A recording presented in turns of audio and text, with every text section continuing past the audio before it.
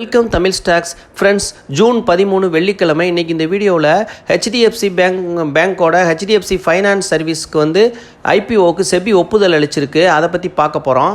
அப்புறம் Paytm share நேற்று 7% விழுந்துருச்சு, அது ஏன்னு பார்க்க போகிறோம்.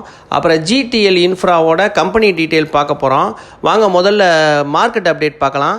சென்செக்ஸ் 823 புள்ளி இறங்கி 81,691 க்ளோஸ் ஆகிருக்கு. நிஃப்டி 50 253 புள்ளி இறங்கி 24,888 க்ளோஸ் ஆயிருக்கு. நிஃப்டி பேங்க் 377 புள்ளி இறங்கி 56,082 க்ளோஸ் ஆயிருக்கு. அப்புறம் வெளிநாட்டு முதலீட்டாளர்கள் 3,831 கோடி ரூபாய்க்கு விற்றுருக்கிறாங்க. உள்நாட்டு முதலீட்டாளர்கள் 9,393 கோடிக்கு வாங்கியிருக்கிறாங்க. உள்நாட்டு முதலீட்டாளர்கள் பையிங் அதிகமாக பண்ணியிருக்கிறாங்க. சிங்கப்பூரில் ட்ரேட் ஆகிற கிஃப்ட் நிஃப்டி இன்னைக்கு காலையில் அதிகாலை 5 மணி நிலவரப்படி 72 புள்ளி அதிகரித்து 24,997 க்ளோஸ் ஆகிருக்கு. அமெரிக்க டாலருக்கான இந்திய ரூபாயோட மதிப்பு 85.60 ஸ்டேபிளாக இருக்குது. அப்புறம் குருடாயில் பார்க்கலாம். குருடாயில் 2 புள்ளி அதிகரித்து 5,846 க்ளோஸ் ஆகிருக்கு. நேச்சுரல் கேஸ் 1.20 அதிகரிச்சு இறங்கி 297 க்ளோஸ் ஆகிருக்கு. கோல்டு பார்த்தீங்கன்னா 10 கிராம் எம்சிஎக்ஸ் கோல்டு 24 கேரட்டு 98,400 ரூபாய் ஆயிடுச்சு. விலை அதிகரிச்சிருக்கு, ஸ்டேபிளாக தான் இருக்குது. அப்புறம் சில்வர் 1 கிலோ சுத்தமான சில்வர் 999 508 புள்ளி அதிகரித்து 1,05,900 க்ளோஸ் ஆயிருக்கு. ஹெச்டிபி ஃபைனான்சியல் சர்வீஸுடைய ஐபிஓ விவரத்தை பார்ப்போம். இது ஹெச்டிஎஃப்சி பேங்கோட துணை நிறுவனமாக உள்ளது தான் இந்த நிறுவனம். கம்பெனியோட மிகப்பெரிய ஐபிஓ இதாக தான் இருக்கும். என்பிஎஃப்சி நான் பேங்கிங் ஃபைனான்ஸ் கம்பெனியோட மிகப்பெரிய ஐபிஓ இதாக தான் இருக்கும் அப்படின்னு சொல்கிறாங்க. இது ஹெச்டிஎஃப்சி பேங்குக்கு சொந்தமான நிறுவனம். 12,500 கோடி பொது பங்கு வெளியிடுவதற்கு செபிட்ட ஒப்புதல் வாங்கியிருக்கிறாங்க. செபி ஒப்புதல் கொடுத்துருச்சு. இதில் 2,500 கோடி புதிய வெளியீடு மற்றும் 10,000 கோடி விற்பனைக்கான சலுகை ஆகியவற்றை உள்ளடக்கியிருக்கு. சந்தை மந்தமாக இருந்தாலும் ஒப்பந்தங்கள் தயார் நிலையில் இருக்குது ஐபிஓ வெளியிடுறதுக்கு. அப்புறம் ஹெச்டிபி நிதி நிறுவனத்தில் 94% பங்குகளை தாய் நிறுவனமான ஹெச்டிஎஃப்சி பேங்க் தான் வச்சுருக்கு. ஒரு சலுகை மூலம் 10,000 கோடி மதிப்புள்ள பங்குகளை விற்க திட்டமிட்டிருக்கு. இந்த ஐபிஓ நாட்டின் மிகப்பெரிய தனியார் துறை வங்கியான ஹெச்டிஎஃப்சி பேங்கோட துணை நிறுவனமான ஹெச்டிபி ஃபைனான்ஸுக்கு இந்த ஒப்புதல் கிடச்சிருக்கு. இது மிகப்பெரிய விஷயம். இது நம்ம தயாராக இருந்துக்கிறணும் ஐபிஓ அப்ளை பண்ண. இது இந்தியாவோட ஒரு வங்கி சாரா நிறுவனத்தோட மிகப்பெரிய ஐபிஓவாக இருக்கும். இந்த ஐபிஓட அடுத்தடுத்த அப்டேட் நம்ம இப்போ ஒப்புதல் கிடச்சிருச்சு. அடுத்தடுத்த ப்ராசஸிங் நடந்துக்கிட்டு இருக்கோம். இதோட அப்டேட்டை அடுத்தடுத்து நம்ம வீடியோவில் தொடர்ந்து பார்க்கலாம். தொடர்ந்து பார்த்துக்கிட்டு வாங்க. பேடிஎம் ஸ்டாக் நேற்று 10% விழுந்துச்சு. அது என்ன காரணம்னு பார்ப்போம். யூபிஐ பரிவர்த்தனைகளில் எம்டிஆர் அறிக்கையை நிதியமைச்சகம் நிராகரிச்சதுனால பேடிஎம் 10% விழுந்திருக்கு. எம்டிஆர் அறிக்கைனா என்னன்னு பார்ப்போம். மெர்ச்சன்ட் டிஸ்கவுண்ட் ரேட்டு, வணிகர் தள்ளுபடி விகிதம். டிஜிட்டல் மூலம் செயல்படுத்தப்படும் ஒவ்வொரு பரிவர்த்தனைகள்லையும் வணிகர்களிடமிருந்து வங்கிகள் வசூலிக்கும் கட்டணம் தான் இந்த எம்டிஆர். பேடிஎம் தாய் நிறுவனமான 197 கம்யூனிகேஷன் நிறுவனம் நிதி அமைச்சகத்தோட எம்டிஆர் அறிமுகப்படுத்தப்படலாம் என்ற அறிக்கைகளை நிராகரித்ததை அடுத்து 10% விழுந்துச்சு. யூபிஐ பயனர்களிடமிருந்து எம்டிஆர் வசூலிக்கப்படாது அப்படின்னு நிதி அமைச்சகம் எக்ஸ் பக்கத்தில் கூறியிருக்கு. எம்டிஆர் வசூலிக்கப்படும் என்று தவறான தகவல்கள் ஆதாரமற்ற வேண்டும் நிதி அமைச்சகம் சொல்லியிருக்கு. இதனால் இந்த பேடிஎம் 10% விழுந்திருக்கு.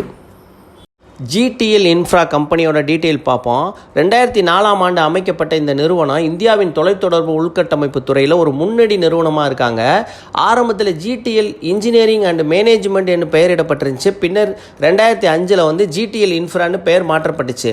2006 தொலைத்தொடர்பு உள்கட்டமைப்பு துறையில் பட்டியலிடப்பட்ட முதல் ஆசியா பசிபிக் நிறுவனம்ன்ற சிறப்பு இந்த நிறுவனத்துக்கு தான் உண்டு. 2007 $83.86 மில்லியன் அமெரிக்க டாலர் மதிப்புள்ள பங்கு வெளியீட்டை தொடங்கினாங்க. ஏர்செல் நிறுவனத்திலிருந்து 17,500 கோபுரங்களையும் 21,000 குத்தகைதாரர்களையும் கையகப்படுத்தி உலகத்தின் மிகப்பெரிய தொலைத்தொடர்பு நிறுவனமாக மாறிடுச்சு இந்த ஜிடிஎல் இன்ஃப்ரா. 2017 டிஜிட்டல் இந்தியா உச்சி மாநாட்டில் முன்னணி நிறுவனமாக இது இருந்துச்சு. இந்தியாவோட மகாராஷ்டிரா மாநிலத்தில் உள்ள நவி மும்பையை தலைமையிடமாக கொண்டிருக்கிறாங்க. ஜிடிஎல் இன்ஃப்ரா இவங்களோட வேலை என்னதான்னு பார்ப்போம். 22 தொலைத்தொடர்பு வட்டங்களில் சுமார் 28,000 கோபுரங்களை இயக்குறாங்க. இது 2G 3G மற்றும் 4G சேவைகளை வழங்க நமக்கு உதவியாக இருக்குது. இது வந்து வயர்லெஸ் தொலைத்தொடர்பு ஆப்ரேட்டர்களால் பயன்படுத்தப்படும் கோபுரங்கள் மற்றும் தகவல் தொடர்பு கட்டமைப்புகளை சொந்தமாக வச்சுருக்கிறாங்க இந்த நிறுவனம். கம்பெனியோட எதிர்மறையான விஷயங்களை பார்ப்போம். தொடர்ந்து 4 வருஷமாக நிகர இழப்பு 248 கோடியாக இருக்குது. தொடர்ந்து 3 ஆண்டுகளாக மோசமான -0.19 வருவாய் வளர்ச்சி பதிவு செஞ்சுருக்கிறாங்க. புக் வேல்யூ பார்த்தீங்கன்னா -3.97 இருக்குது.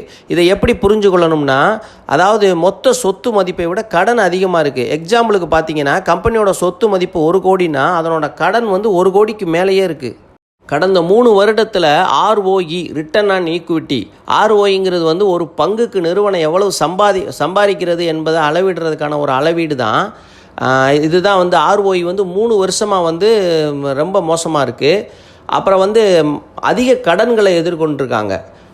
வருமானத்தில் பார்த்தீங்கன்னா கிட்டத்தட்ட 70% வட்டி கட்டிடுறாங்க. அவங்களுக்கு வர்ற வருமானம் 100 ரூபானா 70 ரூபாய் வட்டி கட்டிடுறாங்க. அப்புறம் ஸ்டாக் ப்ரைஸ் பார்ப்போம். ஹை வந்து 4 ரூபா 33 காசு வரைக்கும் போயிருக்கு. இது ஒரு பென்னி ஸ்டாக் தான். லோ வந்து 1 ரூபா 28 காசு வரைக்கும் கீழே போயிருக்கு. க்ளோசிங் பார்த்தா 2 ரூபா 5 காசு. மார்க்கெட் கேபிட்டல் 2625 கோடி. பிஇ ரேஷியோ ஒரு தகவலும் இல்லை. புக் வேல்யூ மைனஸில் இருக்குது. கம்பெனி கடனில் இருக்கிறதுனால புக் வேல்யூ மைனஸில் இருக்குது. -4.29 இருக்குது.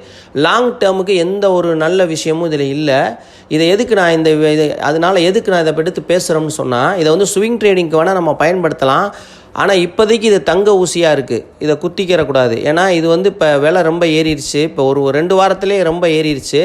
இது வந்து அடுத்தடுத்து நம்ம ஸ்விங் ட்ரேடிங்க்கு பயன்படுத்திக்கிறதுக்காக தான் இந்த ஸ்டாக்கை பற்றி நான் கன்சிடர் பண்ணுறேன். இது வந்து கன்சிடர் பண்ணுற ப்ரைஸ் பார்த்தீங்கன்னா 1.50க்கு போனால் கன்சிடர் பண்ணலாம், 1.30க்கு கன்சிடர் பண்ணலாம், 1.10க்கு கன்சிடர் பண்ணலாம். நீங்கள் வெளியேறணும். ஸ்விங் ட்ரேடிங்கில் வந்து வெளியேறதுக்கு வந்து 1.90க்கு வெளியேறலாம்ன்றது என்னோட கருத்து. அப்புறம் வந்து இதை லாங் டேர்முக்கு முதலீடு பண்ணுறதுக்கு இப்போதைக்கு அவசரம் இல்லை. அதிகமான முதலீடு இதில் செய்யாதீங்க. லாட்ரி சீட்டு மாதிரி தான். இதை வந்து நீங்கள் ஸ்விங் ட்ரேடிங்க்கு பயன்படுத்திக்கலாம். அதனால தான் இந்த கம்பெனியை பற்றி நம்ம பேசுனது. யாரும் அதிக பணத்தை முதலீடு செஞ்சிடாதீங்க. இது வந்து பென்னி ஸ்டாக்கு. அதே மாதிரி கடன் அதிகமாக இருக்குது. அது மாதிரி நீங்களும் சொந்தமாக யோசிச்சு முடிவெடுங்க. நான் செபி ரிஜிஸ்டர் அட்வைசர் இல்லை. இது என்னோடய சொந்த கருத்து தான். இவ்வளோ நேரம் பொறுமையாக வீடியோவை பார்த்தா அனைத்து நல்ல உள்ளங்களுக்கும் மிக்க நன்றி.